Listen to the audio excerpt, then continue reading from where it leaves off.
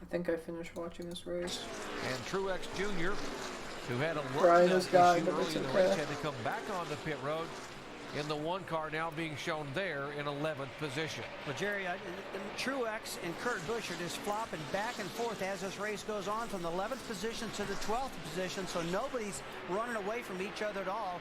And you know that the Truex is being told where he's at in the point standings right now. So Truex had already won at this point, so it must not have been winning your in. Mike, what's going on down there? Well, actually, Rusty, what he's being told is to be real patient right now. Kevin Manning keep coming on the radio, reminding him how many more laps there are.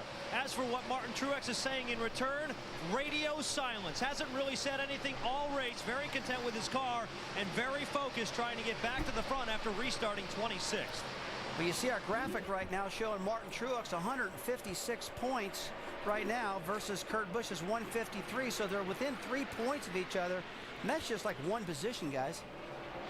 And this one car's been solid all night. He's sitting here in 11th spot. He doesn't really need to worry about anything. Oh, Yaley's in 10th? What? I thought he was a lap car. Chief just told him, just be cool here and just make laps. Don't do anything to beat yourself. One of the cars we've been watching early on, or most of the night, is the 16 car of Greg Biffle. Brad? Yeah, I spoke with Greg earlier today and sat down and talked with him, and I asked him about the struggle at the beginning of the season and the causes for that struggle. You know, was it the breakup of he and Doug Rickert from last year, they had a lot of success, or was it he had a hard crash early in the season in testing in Las Vegas? Did that take a little bit out of him? And he said absolutely not. It's none of those things. What has happened to him is they've gone back to some old setups and they've shortened the spindles. He's got the short spindles back on the race car. And let's go down to the Dish Tech Center and see if Tim Brewer, our crew chief, can give us a little more insight on what Greg's talking about. Thanks, Brad. What we're doing to show you here, folks, is a pretty sophisticated process, but what it's about driver preference. When they're talking about the spindle, you're talking about the height between the lower ball joint and the upper ball joint. We can standardize these things by a measurement that comes from the manufacturer, but what we have a tendency to do, when a driver has a preference that he wants to wheel to gain a little bit more camber, we'll maybe shorten this thing up just a little bit right here. But there again, when Biffle and those guys want the car to turn better in the middle of the corner, we'll move this ball joint down as much as an inch. But what we have to do, we have to fabricate a steering arm to do that. But it's a very sophisticated process that we use the engineering and the input of the driver according to the feel that he likes to come up with a situation that he's really responsive to, likes the feel of the steering wheel, and that's what we go with, the driver's input, and that's what Biffle's trying to achieve, a good feel in the steering wheel and a response with the race car. Great explanation, Tim. For more information on spindles, log on to ESPN.com, search word Tech Center. God, remember the days when McMurray would be the only Roush car running outside of the top 10, top 20? On these cars, and Andy, you probably know more than anybody. You are really involved in all this type of stuff. Everybody likes a different thing, and when we walk through the garage, Robbie Old and Casey Kane. There's a lot of ways to make these cars handle, and it's all about the package, just how things work together. And Where's those Earnhardt? spindles are a There big he part is. of it. One of the guys who has a great spindle tonight and a great package, the 9 car. Casey Kane is just dominating the evening here. 312 laps in the books. Wednesday, go way behind the scenes of Skip the commercial. Unbelievable, you know what I'm saying? The biggest, fastest race in NASCAR. Johnny, okay?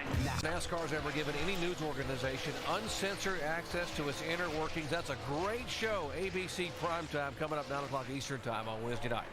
Welcome you back to the Sharpie 500. This aerial coverage from high above Bristol Motor Speedway, courtesy of our good friends at Goodyear, the official tire of NASCAR, helping NASCAR drivers Carl got by Dale for the past 25 years. Just had a swap for the second spot here. Carl Edwards in the 99 just passed the 8 car of Dale Earnhardt Jr. Dale Jr. was maneuvering around a lot of traffic out there, got hung up behind Robbie Gordon in the 7 car. Carl Edwards used that to his advantage and got around him. But Carl's had a strong car throughout the night. I'd have to say, guys, these top 3 have been inseparable throughout the night. Been bumper to bumper. Very close. Casey Kane's really working hard on Michael Waltrip, having a hard time getting by him, putting him another lap down, and it's let Carl. No, Carl, wow. The back bumper of Casey Kane. Well, when these cars run side by side, it creates a lot of drag, aerodynamic drag. And if you're a single car behind these two, you'll run up on them pretty quick, like you see Carl Edwards doing now. I'd venture to say. And Dale's closed in too. They'll start picking up speed and driving away again. Come on, Mikey, what are you doing? You're going to have to be patient, man. It looks like patience is running thin. Oh. Casey Kane now with a 99 car of Carl Edwards chomping away behind him. Earnhardt Jr. right there behind Edwards, first, second, and third. Well, Casey's probably getting frustrated with Michael Waltrip. Michael's 3 laps down, and he's really struggling because of that. And Casey's probably thinking, what in the world's going on? I'm leading this thing, let me go. But, you know, these guys are all racers, and they want to race, and so they're not giving away to anybody right now. These are the situations, though, that get these guys' tempers short, because Michael Waltrip is 2 laps down. This will put him 3 laps down if Casey can get by him. And now Edwards. Driving the inside of Casey Kane. You know, I just looking at our monitor, showed him 3 laps down. Then he went back, and it went back to 2 laps down. So you're right. Just a little bit, it's going to go back to 3. More on Casey Kane, Dave? Well, and Rusty, I was going to ask you as a driver, you may get 2 or 3 lines here at Bristol now in the corners, but what's the one line everybody wants down the straightaways? They want that outside And line, Mikey's right? so fucking loose. Was on that all the way through. We got action up front. The 99. And Dale's there too. And Kurt's there. 55 getting loose, and oh my God. Get by, and you got to be getting frustrated if you're Casey Kane. Well, you are, but back what Mike said, he's Oh God, Dale 3 exactly wide. right, because he's coming off the corner, and in case he wants to run out to the wall so he can hold the throttle wide open to keep the momentum going, and he can't do that quite yet. Dear I got a God. feeling Michael Waltrip's getting ready to get real loose, too, when Casey Kane gets to the back bumper. Oh, yeah, you can And Kurt's there. Oh my God, dude. It's a party up here. Kurt Busch coming in the picture. Casey Kane now trying to get high. Michael Waltrip going to run the bottom of the racetrack. Kane had a pretty good lead, comfortable lead, and now he's in jeopardy of losing that lead. The 99 car of Edwards in Who's in second 5th? spot. Newman? I don't see Newman. Here comes Earnhardt Jr. to the outside of the Newman's in 99. 5th, but And you got to believe shortly here, somebody's got to line up their front bumper to the rear bumper of Michael Waltrip and see how it works. looked like Casey got by. No, Edwards to the lead. Edwards takes the lead. Cousin Carl will kill him. Kane, here comes Earnhardt Jr. He will split the difference and get in front of Kane for second spot. Casey used himself up on Mikey, I reckon. Caught these guys, too, so it's now a 4-car race. Kurt Busch is going for these points. He wants to get locked in the top 12, and he's not letting any grass grow between him and the rest of them now. Little contact with Michael. It's like Carl Edwards didn't have the patience Casey Kane did. You are the leader, buddy. Just be smooth now. Dale Earnhardt Jr. now moving to the inside of the 55 car. He will try to get by. Now Casey Kane will be able to hopefully. Oh my God. I really don't know why Michael's doing that. You know, everybody likes Michael Waltrip, but these are the leaders. They're the top 4 cars, and Michael's just racing them like crazy. And finally, Edwards just had to root him out of the way.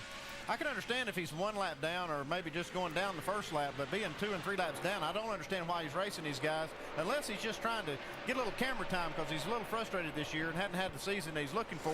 He knows he's racing around these leaders and the cameras are on him, so maybe that's what he's looking for. Yeah, that could be. Michael's a good little driver, that's for sure. He's always been good with getting his sponsors all the ink he can, but he almost got himself stuck in a wall over that one. See some damage on the left rear of Michael's left rear quarter panel from that shot that Carl Edwards gave him. Well, that shot Andretti cost Casey Kane the lead. He goes from 1st to 3rd. And now Carl Edwards will reassume the lead. Only had 2 leaders all night long. Edwards is now being shown at the top of the field. He's led 3 times for 35 laps. There's so many people running up front that I like. Tennessee, don't normally see him like this. Laps winding down. Carl Edwards where he was early on. The boys are still racing.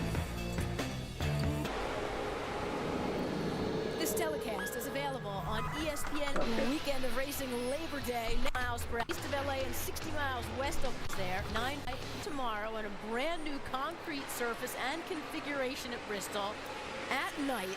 But a lot has been uncharacteristic. Brad, what jumps out at you first? Well, the tremendous long green flag runs that we've watched tonight. You know, we just have not seen this over the years here at Bristol. And the thing I'm starting to watch for are some of the guys who ran in the Busch race last night, like Jeff Burton and Ryan Newman and Kyle Busch. And we're going to see if these guys can, how fit they are running this race as well, because it's got to be a tremendous strain after running the race last night and having these long runs without any rest. So long green flag runs have been really, really impressive. 354 of 5 500 laps so far. What should we be looking for now? Well, I think as these pit stops get ready to come up here, we're getting ready to have some slowing down the Strumming action. 15, so whoever Jesus. can get off pit Kenta road does and not keep have a good position without night. losing position, All the way back at position, 16. has a good chance to go ahead and stay out front and possibly win this race. So far tonight, it's been all about Harvick Casey just Kane, got the lap. only other driver to even get close. Carl Edwards, Doc, leads right now. Carl Edwards, one win here in 2007. And pit stops becoming order of the day. Here's the 18 car of J.J. Yaley, who was running in 8th position. Hi, I'm NASCAR driver J.J. Yaley. Great run continues for J.J. Yaley. Said nothing on the radio since the last stop, so we'll take a peek and see if they go to any changes on the chassis, and they do not. They're going to just make any slight air pressure adjustment they have to, but Yaley driving a great race so far, worked his way all the way up into the top 10, just fell out of it just a few laps ago. Left side finishing up, and J.J. is on and off of pit road. Right now, these cars got 18-gallon fuel cells. Our Andy Petrie just told me they can run about 135 laps, so it's going to be really tough for these guys Casey. to make it to the end. Casey needs to... 99 on pit road. He jammed the brakes on it, saw smoke billowing from the front of those tires as he got on the pit road. Now it's creeping down. Oh, did Earnhardt miss it? One of the longest drives on pit road. Was that the commitment cone back there? Pit stall. Tight in the center was the complaint that he had. They were going to make, looks like they're going to make just an air pressure adjustment on the 99. Allen. During that entire green flag run from the last restart, Dale Jr. said nothing about his car. So far tonight, minimal changes to this 8 machine. It'll be a 4-tire stop and no noticeable changes to this 8 car once again. He wanted a track bar adjustment and an air pressure adjustment. Air pressure out of the Good, right Casey front. Kane. Tire Get new specialist tires Kevin on that thing so White, it can giving them a run right it down front tire again. that had just a little less air pressure in it. Car wants to turn a little bit better for Casey. They'll get on up pit road. It was under yellow before. Green flag stop. A good one, Mike. Martin Truex Jr. all the way back into the top 10. Says it's a little bit snug in the center and loose off. A 4-tire change, a slight air pressure adjustment, and that's all for Martin Truex Jr. Very happy with his race car, and he's away. Dave. Kurt Busch's car on pit road now. They will go to air pressure for Kurt as well. The car has been tight tonight. It's been loose tonight. They've got it back and forth in different directions. This last run, just a tick loose for Kurt, which isn't bad here at Bristol. 4-tire change being completed. He leaves pit road.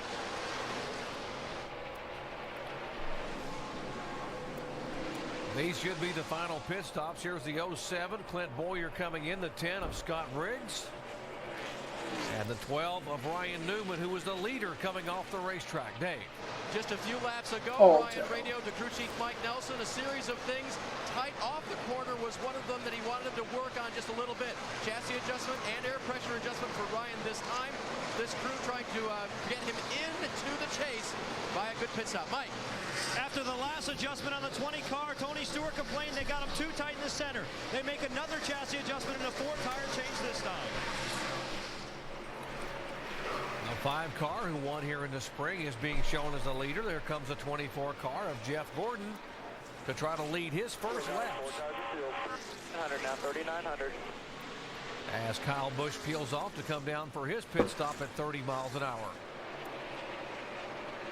Seems like an eternity, Rusty, to be able to get down pit road when you're running 120 miles an hour. You just jam on the brakes at 30, you just creep along. Oh, these guys are barely putting around and almost had damage with Kenny Wallace coming in. Kyle Busch did. Oh, he might be outside of the box. Kyle Busch talked about his front tires chattering earlier tonight. They continue to make adjustments on this. I'm not sure what the rule was back then. No, I think he's good. Now it's like you only need 3 in the box. We'll see if he lost a lot of ground because of that crossover on pit road. Dave? The top seed for the chase right now, Jeff Gordon. He is locked in tonight. A race they wanted to win, or they didn't really care about anything else than that. They're trying to turn this car around right now. It is only tight for a fraction of a second. Who still stayed out? The top seed for the Robbie chase Gordon, right now, Johnson, Sorensen. Tonight, a race they wanted to win, or they didn't really care Boyer's about anything already else than pitted. that. They're trying to turn this car around right now. It is only tight for a fraction of a second in the middle of the corner. Otherwise, very loose. You see him going to the chassis adjustments through the back I think window. Biffle They'll make stayed an air out. pressure adjustment as well. Crew chief Steve Letarte trying to bring this car around for Jeff Gordon. 15.1 seconds. Steve Letarte, you heard the adjustments there. 132 laps to go, and it shouldn't be a problem now to make it as far as fuel's concerned, Andy, but if you can hang on to those tires and be able to keep the car clean. One car Whoa. spins around between turns 3 and 4. That is the 6th car of David Reagan, and that will bring out caution for the 4th time tonight. I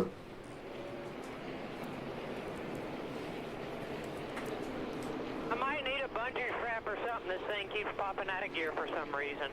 That was a huge break for Jimmy Johnson in the 48 Reed car. Sorensen, Showing third yeah. on the board right here. Had not made his stop yet. So this is going to be a huge break for Jimmy. And Robbie Gordon. Johnson, remember, came in to pit road on that last yellow, came in the second time. He stayed back out on the racetrack here, had not come on the pit road. And that bought him just enough laps to be able to stay out and take advantage of this caution. So a great call by Chad Knaus. You talked about it earlier, bringing him in, maybe giving him a chance where he hasn't run that well all night long. Now, Andy, is he going to worry about running out of gas right now in these high banks? He's got to be really low on fuel. I think he'd have to probably get down on the apron, or else his 48 just might run out of fuel. I think he's okay because he did make a pit stop after these guys did under caution. He's got a few extra laps. Here's the 7 car. He's also a guy that benefits from this. Robbie Gordon led last week at Michigan. He leads again here tonight at Bristol, Tennessee. He comes on the pit road. Jimmy Johnson following him down. Also the 41 car of Reed Sorensen. He had not Pedal it big, Reed. Here comes the 9 car. It's a big break for these guys. Long way around. And by the way, the 1 car, Martin Truex Jr., will get the free pass. He will get back on the lead lap and now put 16 cars back on the lead lap here in the final 130 laps. Take a look at the right front tire changer on Robbie Gordon's got a light on his helmet. Really got those lug nuts lit up. Look how luminant that is. That's something. That helps a ton. These night races are so hard for these tire changers to be able to see those lug nuts. I've been a front tire changer. I know how hard that is to see these lugs. That's a great idea. Jimmy Johnson getting his service. Go. Clear out to the wall. Clear out to the wall. Good job, guys. Good job.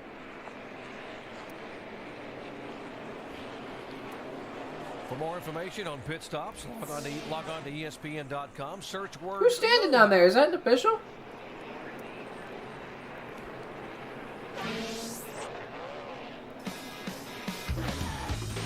Crew camera for the Jack Man for Jeff Gordon. Jeff Cookie Cook out of Mallard Creek, North Carolina. Got to heave that big 24 car in the air with that jack.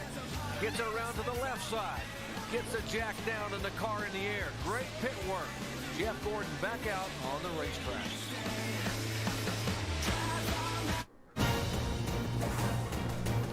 In the GC, just right now. He's all the way to Watkins Glen with the problem he had there. Lost. He's tied for 13th right now with Dale Earnhardt Jr. No, he's not tied. I'm sorry. He's in 12th, and Dale Earnhardt Jr. is 13th behind him. So Kevin's the one in trouble right now. There's Kevin Harvick in 12th. He finished 36th at Watkins Glen. We showed you the run-in with Juan Pablo Montoya. That cost him a couple of spots. And now with this run tonight, with the struggles tonight, Andy, he is down there toward the back in 12th position. I wonder if it's going to get Bristol, crazy Tennessee. here. Edwards will lead him down. Kyle Busch hawked it, dude. You got Getting that lap in back. here with the 20 car. They made some adjustments on that pit stop, and now he's got maybe a factor here in the final laps. He said he was way too tight, Mike, prior to that stop. And Doc, they made a track bar adjustment and an air pressure adjustment, and they feel like they've got a pretty good race car here for the stretch run. Greg Zipagnelli telling Tony Stewart just a while ago that we've got a tremendous car on long runs. The thing we really need to improve on is the first 4 or 5 laps. They're having some difficulty taking off, but right now they're back in the hunt. Tell you what, I was looking at some of these cars. They're really running low air pressures, Andy. You can see the sidewalls on a lot of these cars flexing out, in particularly the 16 car, Greg Biffle.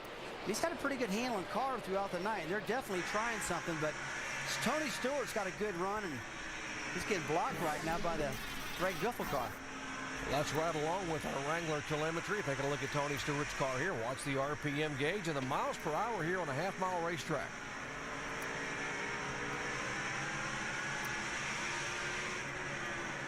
$8,900 RPMs out of these engines we're seeing right now. When they qualify, probably close to about 9,500 RPMs and full speed. And qualifying, you lose how much, Andy, in these races, you think? Well, it looks like they're dropping down quite a bit, but they can turn about 9,500 RPMs. But these cars are running a lot slower now in race trim than they were in qualifying trim. 43 of Bobby Labonte, Dale Earnhardt Jr. They battle for the 6th position. Labonte's Labonte hooked has taken that up. spot away from Earnhardt Jr. and now sets this. That's Bobby Labonte having a really good run here tonight. Yeah, Bobby's being solid as a rock throughout the night. He hasn't had any problem at all. It's been pretty clean and good runs throughout the night. Now, ago, oh yeah, move the camera away right as Earnhardt's about to move him. Managed to hang on, but that could have been very costly. That's bump and run, I guess, and that allowed the 43 car to make the move by. Yeah, that was a close call for the 8 car. Yeah, they run up and all. If he'd hit that wall.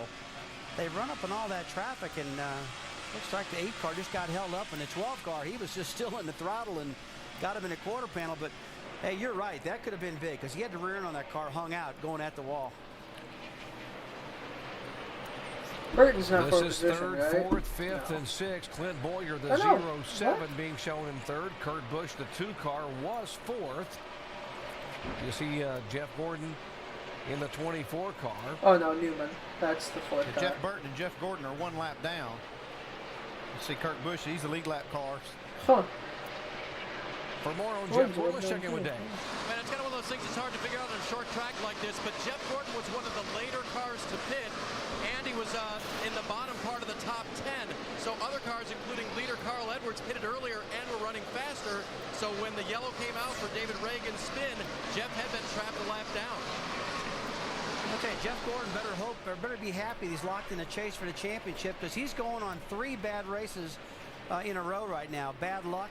You look at Watkins Glen, wheel hopped the car and went off course, and last week spun off a turn 4, and now he's a lap down because of this unscheduled. It was a scheduled stop, but just bad luck on the stop with the caution flag coming out when it did. You're speaking of the caution flag. It came out for the 4th time of day, and the reason it came out was because the 6th car of David Reagan had a problem with the shifter. He said it was popping out of gear. Right here's the shift handle in the car. And you see it staying down in high gear. That's what these guys run in. They run in 4th gear. And Tim Brewer, can you tell us a little bit more about what's happening with this 6 car? Yeah, what happened, Andy, when a thing popped out of gear, the driver, he gets on there and he said, hey, I got to have a bungee cord. But, Andy, as we learned at Junior Johnson's, the first thing you do is put some stuff in the car that the driver don't have to ask for. You simply reach over, get that bungee cord, put it on there, and keep on trucking. That's something that the driver can do himself.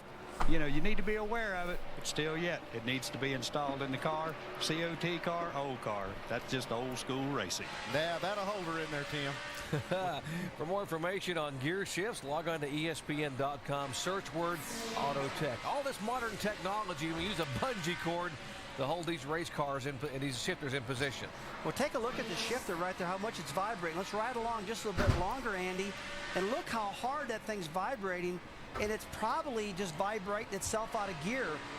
The Roush cars, the 6 and the 17 are having these 2 problems, and now you see Carl Edwards. Oh, so the 17 it is coming out of gear. There, I would think. That's why I was running so piss poor. Maybe in the drive shaft, or maybe even in the transmission itself that's causing that vibration there. Moving in on 100. Because it's not that fast of a track. Bristol, Tennessee. So I don't know why it's vibrating like that. Edwards being shown as a leader in the 99 car. Kane Boyer, Kurt Busch, and Earnhardt Jr. in the top 5. Wait, was there a wreck up there? Wait. Yeah, there's a wreck up there. Right when they went to commercial. Nice. Back in Bristol, Tennessee, caution number 5 coming out on lap 395. The 6 car of David Reagan again. The car looping around down between turns 3 and 4. Did we get a replay? Must have had some more problems with that transmission jumping out of gear. Okay. From the 55 car on board for Michael Walker. Take a look at what happened up there in the 6 for Reagan. Who'd he get? The car just turned around, looked like for no reason. Boyer? Guys, I don't know, just bungee cords. The hooks fell off or something. The hook fell off the bungee. I tell you, that's not your day when the hook on a bungee cord flies off. I mean, you got Brewer showed us the bungee cord, but I think Tim probably meant that if you're going to use a bungee cord, it better be a good grade one. This looks like this bungee cord broke, and they're back in it, putting another one in right now. While we are under caution for the 5th time, let's check in with our in-race reporter, Carl Edwards, who happens to be our leader. Carl Edwards, Rusty Wallace, and ESPN. You got us? Loud and clear, Rusty. Carl, you're having a great night tonight. The car looks fantastic out there, high, low, all over the track. But hey, where's your favorite lane out there? You've had enough now to figure out where you like to run at. I don't know. It kind of depends on the run. It seems like at the beginning of the run you can run anywhere. And late in the run you can run anywhere. So I don't know. Just listening to Bob read my lap times, and it seems like every once in a while I'll be fast on the bottom, and some laps I can be faster running up high. It's a pretty fun racetrack. You only had 2 worms, Bob. What's the driver feedback's probably something everybody like to hear about this car. Actually, this car drives pretty well here. I'm pretty impressed with it. Every time we go out, our cars tomorrow get better and better. So, I'm excited about it. I'm really enjoying it. I never thought I'd enjoy it this much. Not when we ran that first race. I was worried, but I feel good about it now. Thanks for talking to us. Thanks, Rusty. This is the 10th race of the year for the car of tomorrow. They will run at Richmond International Raceway. They will run a total of 16 events in 2007. For the 5th time, go up and say, "Oh, hello, Mr. Pace Car." Back in a moment. Bristol, Tennessee, presented by most of the night. See, they missed the restart? What is this coverage, dog? You heard our pit reporters, Mike Massaro, tell you they've got the car adjusted, and Stewart and the 1 car, Martin Truex, are trying to make their move toward the front. Okay, another car that came in that last pit stop and put tires on was a 48 car, a Jimmy Johnson. And that's probably a pretty good move because he was back in an area where he could put tires in that thing, and he's working the top groove pretty hard right now. And I got to believe these new tires are going to help him late in this run. Got a huge break when they had that caution and they hadn't made their green flag pit stop, and he's making the most of it here. It's hard to make do what he wants to do, Andy, because he got the 22 car, Blaney in front of him. He just can't get that clean air. And now Juan Pablo Montoya pulls up in front of him, blocks him in there. And when you have new tires and you can't use it to your advantage because you're blocked in, it'll wear those tires down, and then you can't. Then they're just not as sticky then. Heavy traffic here. These guys that came in and took tires there just a moment ago. Nope. 34. And in traffic, I mean, anything can happen. Watch the 48 car, Jimmy Johnson. 38, I'm sorry, behind him, that David Gilliland. Robbie Gordon got in the back of David Gilliland in the 30 car, turned to 38, turned him dead sideways, but he held on. And Andy, these car tomorrows, I got to believe that wing is really working good on him because David had that car pretty sideways and still held on. These cars are very forgiving, it seems like. In this race, this new surface here, too, I believe is very forgiving for these cars. Well, when we talked to Carl Edwards, our in-race reporter, just a little while ago, he was pretty impressed with the car. He said he likes driving it. Isn't it crazy how one car can run really good and the other can't? I mean, look at Sadler. He's been all the way back there all day. Didn't like it at all, even though he won. Carl Edwards, our leader here, with just 90 laps to go. McCain is like in the the 99 best car. Edwards has led 4 times for 93 laps. And let's check this action back here. The 24 car, who was the Lucky Dog Award winner, he got back on the lead lap. Little pushing and shoving back here in the pack. Just take a look at what just happened here. 66 gets in the back at a 38, gets him sideways again. He bounces off him, hits him again. Now Jeff Gordon almost gets a little bit of that. And Jeff picks the throttle up and drives around to 38. Is that Quap? And he's got more momentum exiting the corner than David Gilliland does at the moment, so that helped out. Who the fuck is David in the Gilliland's 66? just get pushed and shoved all over the racetrack. Edwards, Kane in second spot, Boyer, Kurt Busch, and Dale Earnhardt Jr. back in the 5th position. Let's listen to his radio. Will you quit trying to get me to cheat out of my box and into my box? I ain't doing this ever, no matter what. So quit getting in my ear about it. That's just a big advantage. That's why I'm in your ear about it. Because if you use it right, then that's how you get beat in and out on pit road a lot of times. So trying to get you to be aware of it. Use it when you can. Yeah, well, if you got up your sleeve, you need to share it with everybody instead of yourself. Well, the one thing about that is he's trying to get some more speed coming at the box and leaving the box. What Dale Jr. is worried about is if he does that, he might get a pit road speeding penalty. Now, and Tony Eury Jr. said if you use it right. But Andy, if you use it wrong, Well, you can get a speeding penalty if you use it wrong. But what Tony Uri Jr. saying is this is the way to make some time, because when you're inside your pit box, if that segment that your pit box is in, you can actually speed out of there until you get to the line, because they're only measuring between the segments. And so Jeff Green, it looks like. Segments, maybe David. I don't know. And then get on your pit road speed. That is Tony Uri Jr., who's not only the crew chief but also Dale Earnhardt Jr.'s cousin, and they played together growing up. They've been together for their entire lives, so they can talk to each other like that very openly and very frankly. Whoa, the crew chief's job, one job of the crew chief is to find those loopholes and try to find any little way to get an advantage. And that's just a small advantage on pit road, but we're only talking about split seconds on pit road. They can get you quite a few spots here. That 2-car and 8-car, that can't get away from each other. The battle of the beer cars, it continues here at Bristol. These were the guys who were Kane's watching back up to second. 12th position. Is he coming? It looks like he might be coming. Be up in 11th. The Whoa! David Stremme, one of those guys that came in and took fresh tires here on lap 398. He just had a little brush with the outside concrete.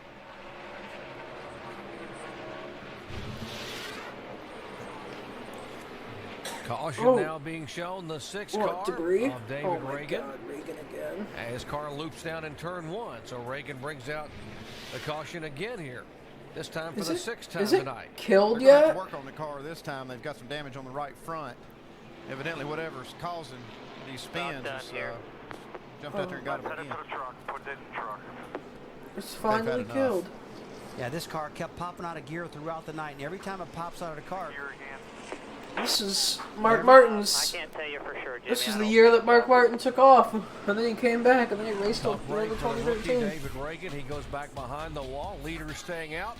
79 laps to go here in Bristol under caution for the 6th time. Casey looking at McDonald's race long way to get a disappointing season back on track. Let's take a look at the McDonald's race rundown. He started from season. That's not what I'm going to do. I was trying to put my keycap back on. McDonald's race rundown. He started from the pole and showing some great skills tonight. A caution, Johnny Sauter getting in front of him. Great job getting around him. He did a wonderful job. You know, they had the longest run without a caution first part of this race. They ran 74 laps previously, but he did a great job getting Hamlin. The night ended early for Denny Hamlin, lap 211. He knew it was coming, the blown engine. Yeah, they lost the motor. He felt it coming, but like I say, on his second one of the year, he's done a great job. He's still mired deep in this point chase. Second one of his career, not of the year.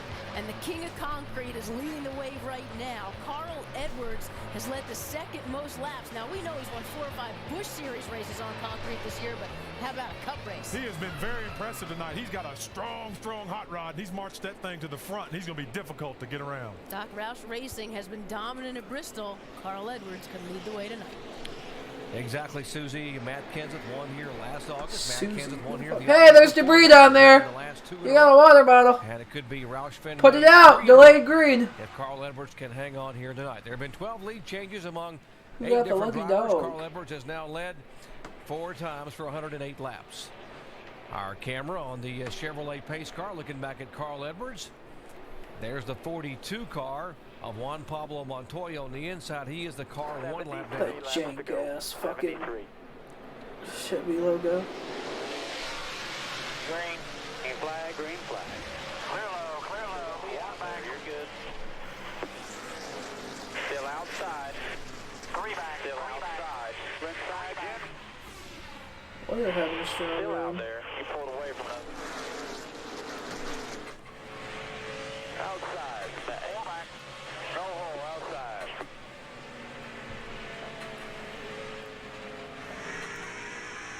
Harvick still a lap down? Yup. Made a bit on the outside, didn't make it. You're following you through my house.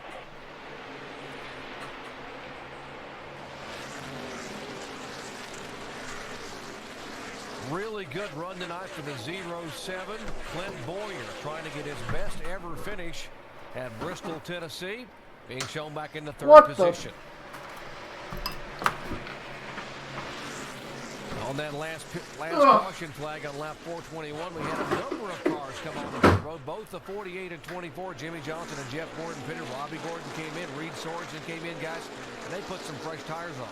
Well, yeah, why not? I mean, these guys are at the tail end of the league. No. It'd be a good time to kind of reset and get these guys some fresh tires to see what they can do, put them on offense. Take a look at the battle for 8th place right now. Martin Truex working the top side of Bobby Labonte. But these are two cars that have been really strong. God, it's on the box. And it's probably going to be hard for each one to clear each other because they've been so strong. Guys, I got to believe with 68 laps to go, tensions are going to get high, drivers are going to get nervous, and caution flags are going to fly. I don't think we've seen the last one right now. Back in the pack, they're running awful tight. They're all starting to get a little nervous now. They're running out of time. Veteran Bobby Labonte making his 30th career start here at Bristol Motor Speedway. Back in 1993, made his first start. Best finish was 3rd here. Carl Edwards trying to hold on here for the final 66 laps. Let's listen in. Said you wanted me to start taking risks, old boy. I hear you, buddy. This is fun, ain't it, Bob? It's fun for me. Today, I got this guy with the hat next to me. Tuesday might not be so fun. I think he's talking about Jack Roush. Yeah, Jack Roush comes to Concord, North Carolina every Tuesday. They have the team meetings, and that's what he was referring to. Bob was, hey, it might not be so fun on Tuesday. Drew Dollar. Up, so it's going to be fun if they keep it up here. Dollar. Yep. Roush Fenway drivers are running order. They got Edwards, Biffle in the top